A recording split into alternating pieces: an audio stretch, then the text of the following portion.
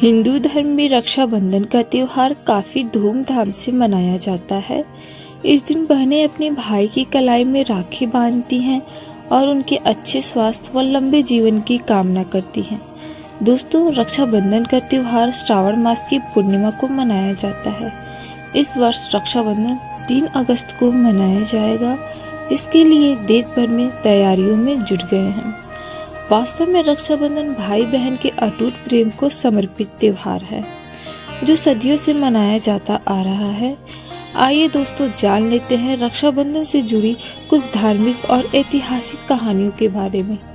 दोस्तों, यदि हम बात करें धार्मिक कहानियों के बारे में, तो भविष्य पुराण की एक कथा के अनुसार धरती की रक्षा के लिए देवता और असुरों में 12 साल तक युद्ध चला, लेकिन देवताओं को विजय नहीं मिली। दोस्तों, तब देवगुरु बृहस्पति ने इंद्र की पत्नी सची को श्रावण शुक्ल की पूर्णिमा के दिन व्रत रखकर रक्षा सूत्र बनाने के लिए कहा। इंद्रनी ने वह रक्षा सूत्र इंद्र की दाहिनी कलाई में बांधा और फिर देवताओं ने असुरों को पराजित कर विजय हासिल की। इसी तरह यदि हम ऐतिहासिक कहानी की बात करें, तो रक्षाबंधन पर हुमायूं और रानी कर्मवती की कथा सबसे अधिक याद की जाती है। कहा जाता है कि राणा सांगा की विधवा पत्नी कर्मवती ने हुमायूं को राखी भेजकर चित्तौड़ की रक्षा करने का वचन मांगा था। हुमायूं ने भाई का धर्म निभाते हुए चित्तौड़ पर कभी आक्रमण नहीं किया और चित्तौड़ की रक्षा के लिए उसने बहादुर शाह से भी युद्ध किया। दोस्तों, ऐसे बहुत सी कहानियां रक्षाबंधन बनाने के विषय में बहुत ही प्रचलित है। दोस्तों, वास्तविक रूप से रक्षाबंधन का अर्थ रक्षा का बंधन होता है, अतः ऐसा बंधन जिससे रक्षा प्रदान होता हो। बहनें इसी उद्देश्य से अपने भाई के कलाई में राखी बांधती हैं, जिससे उनका भाई उनकी मुसीबतों में उनकी रक्षा करे। लेकिन दोस्तों, सवाल यहाँ यह खड़ा होता है कि क्या केवल राखी बांधने मात्र से भाई के जीवन की रक्षा होगी, या फिर रक्षाबंधन बनाने से बहनों की मुसीबतों का निवारण होगा? तो दोस्तों, आइए अपने सवालों का जवाब इस वीडियो में जानते हैं। बने रहिए वीडियो के अंत तक और हमारे चैनल को सब्सक्राइब जरूर कर लें। इस रक्षाबंधन की क्या आवश्यकता है, क्यों इसको हम मना रहे हैं? अब रक्षाबंधन का उद्देश्य क्या है कि भाई राखी इसलिए बांधते हैं कि वो हमारी रक्षा करेगा, और भाई की रक्षा कौन करेगा? हम सब का रक्षक कबीर साहब है। कबीर परमेश्वर पूर्ण ब्रह्म परम अक्षर ब्रह्म। ये इस तरह के जो रीति रिवाजें हैं, ये हमें पीड़ित करने के लिए है, हमारे को एक दूसरे से दूर करने वाली है। पुण्यात्मा परमात्मा के पानी में ये जो हमारी रीति रिवाज हैं, ये भी बाधक हैं। परमेश्वर ने कहा है कि मन कर धीर बांध ले रे बौरे, और छोड़ दे न पछलों की रीत। अब जैसे कल या आज जैसे भी राखी का त्योहार था, रक्षाबंधन का त्योहार था। इस रक्षाबंधन की क्या आवश्यकता है, क्यों इसको हम मना रहे हैं? ये काल के चलाए हुए अपने इस टाइम पास करने की खातिर, टाइम वेस्ट करने के लिए और हमें पीड़ित रखने के लिए एक ये रीति बना रखी है।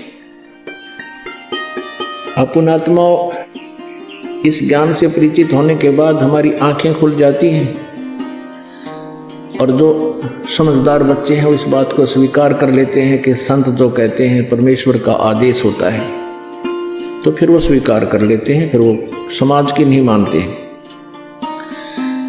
एक बहन ने बताया कि जी, उपदेश लेने से पहले मैं राखी बांधने के लिए अपने भाई के वहाँ घर गई। वही रक्षाबंधन का दिन भाई की इंतजार कर रही थी। दुर्घटना के अंदर भाई की मृत्यु होगी, उसका शव आया, टक्कर मार मार कर रो रही थी। अब रक्षाबंधन का उद्देश्य क्या है कि भाई राखी इसलिए बांधते हैं कि वो हमारी रक्षा करेगा, और भाई की रक्षा कौन करेगा? हमारा रक्षक कहते हैं, जो रक्षक है उसको हम भूल चुके हैं। हम सब का रक्षक कबीर साहब है। कबीर परमेश्वर पूर्ण ब्रह्म परम अक्षर ब्रह्म। हम सब ने भाई और बहनों ने मिलकर परमेश्वर कबीर जी का रक्षा बंधन बांधना चाहिए, राखी, ताकि भाई और बहन दोनों का रक्षक हो जाए।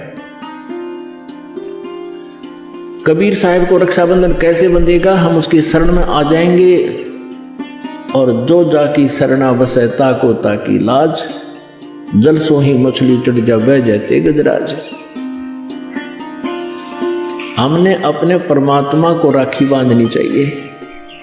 और दूसरा एक और दुख पैदा करती है ये रक्षाबंधन का दिन, जिन बहनों का भाई नहीं, अब वो रोती हैं पिछले कमरों में बैठ के अकेली, हाय हमारा भाई को नहीं, हम किसके राखी बांधेंगे?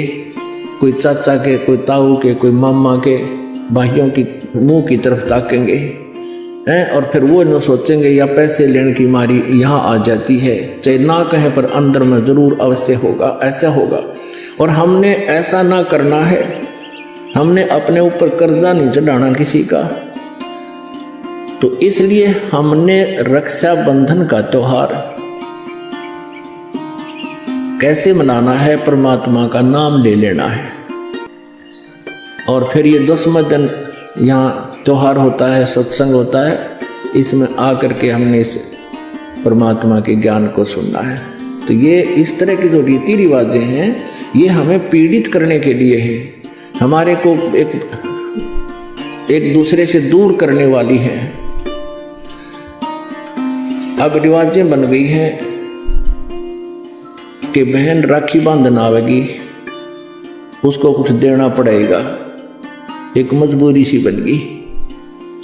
तो ये भी हमारे नाते में दरार पैदा करती है। तो पुण्यात्माओं, जिन्होंने परमात्मा पाना है तो परमेश्वर के विधान को अपनाना ही पड़ेगा।